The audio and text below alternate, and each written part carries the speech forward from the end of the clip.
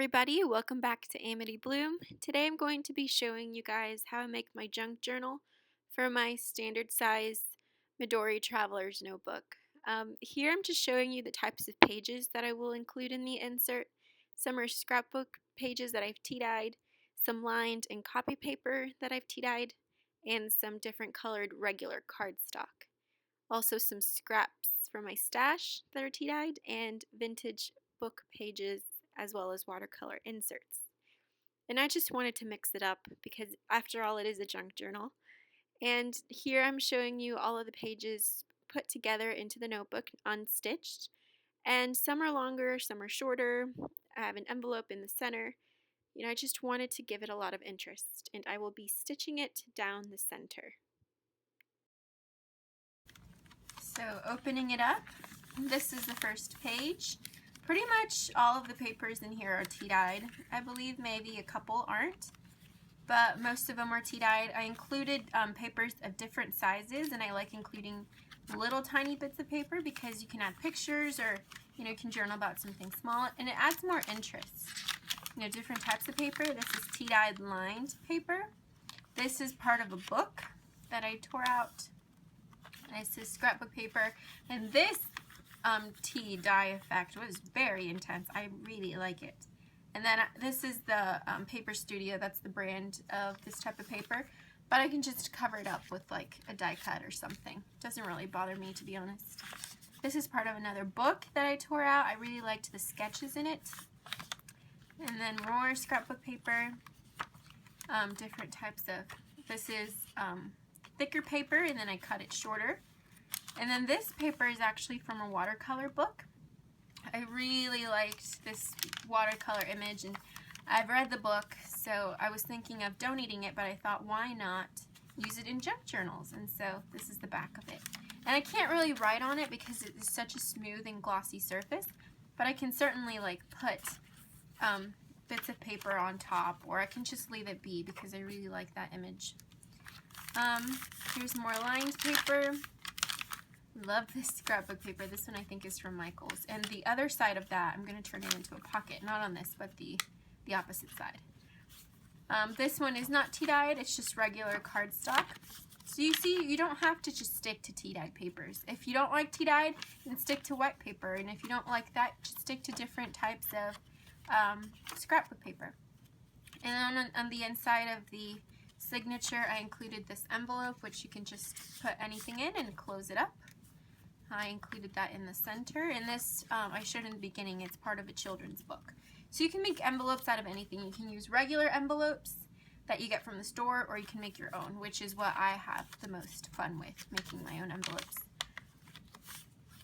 And then we're going back, and so here is that other side that I was talking to you about. I'm going to tape it up, and it's going to be used as a pocket.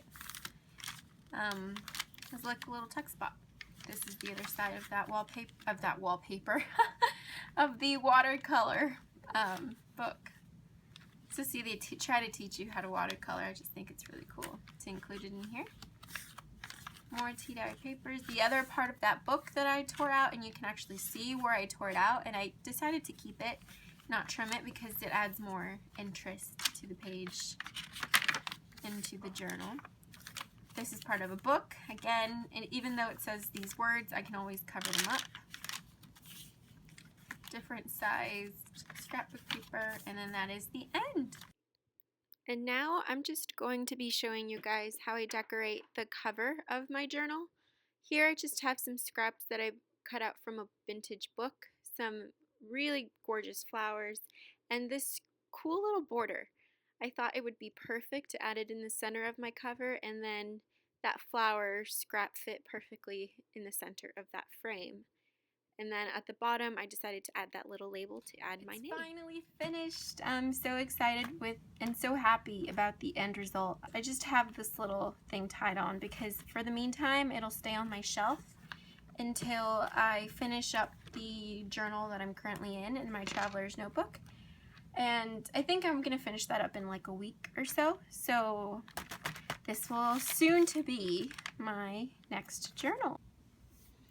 Alright you guys, this is a couple days after, and I just went in from my stash and filled it with some journaling cards. I kind of pre-decorated the pages, or I just included a little bit of ephemera journaling cards just so that when I do go in and journal, it is a lot more easier, and I don't have that like white page, or in this case, tea-dyed page anxiety of just staring at a blank page.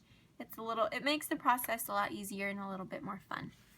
So going in, I made this pocket and I just covered it with floral scrapbook paper, and inside I just have some book clip outs, ephemera, and journal cards.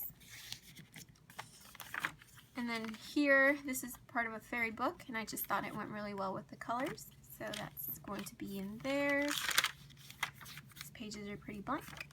Here is a little pocket, and inside I have a journal card, and then this lovely card, little bird card that my dear friend Candace sent me in Happy Mail.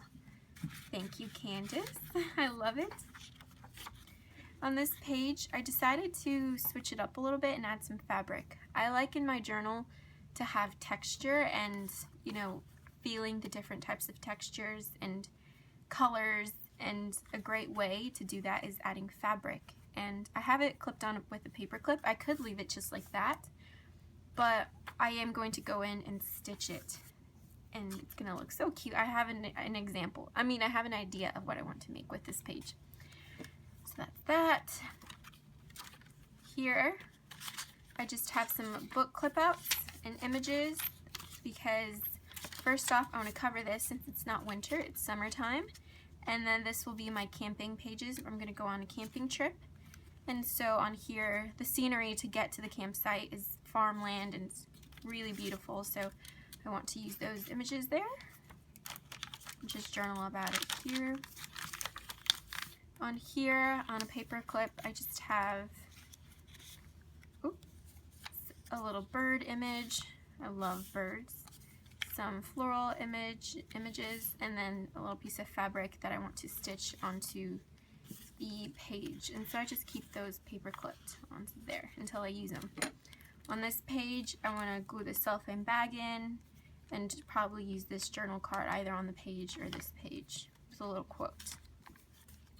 In the middle of the signature, I have this cat envelope, really cute. And inside, I just have a whole stash of little die cuts and my own ephemera mixed in with some printables that I really liked. I really liked the colors, and I want to include into my journal. So I will put those back in later. So I keep those in there. And then doily, a little bit of a doily.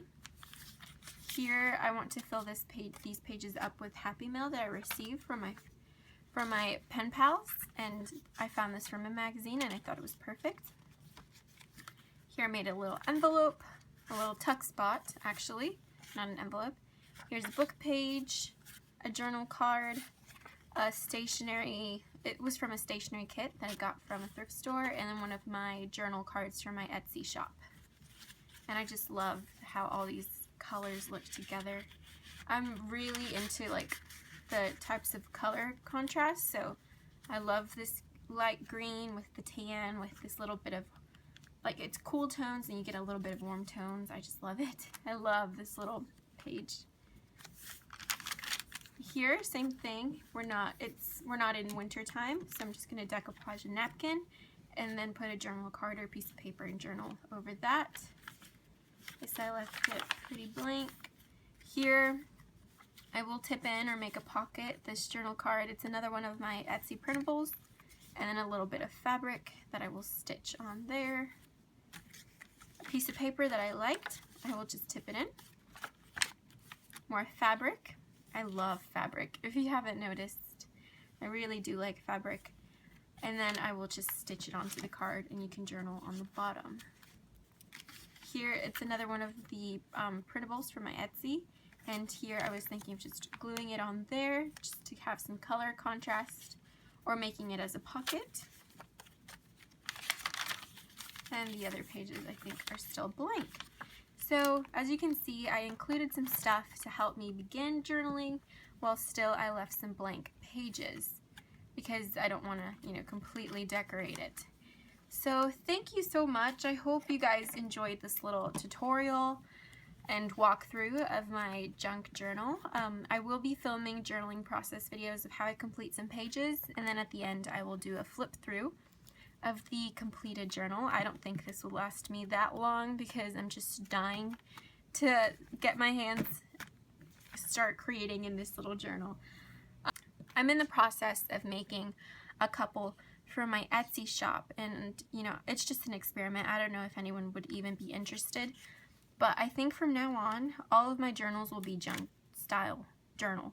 All of my TN journals will be in this junk style format. I won't be doing just plain white pages anymore, unless I get bored of it and then I'll go back to white pages. But I really do enjoy the style of journaling, and I want to offer a couple of these junk journal style journals. That is a mouthful. In my Etsy shop in standard size, personal size, and pocket size. And I will be decorating the covers pretty, you know, vintagey. Some I will do a little less vintage-y. Some I will still stick to my style of vintage. And I will be, just how this journal is, I will be including little bits of fabric and ephemera in there. So let me know if you guys would be interested in that. Thank you so much for sticking through this long video, and I hope you guys have a great day filled with peace and love. Bye-bye.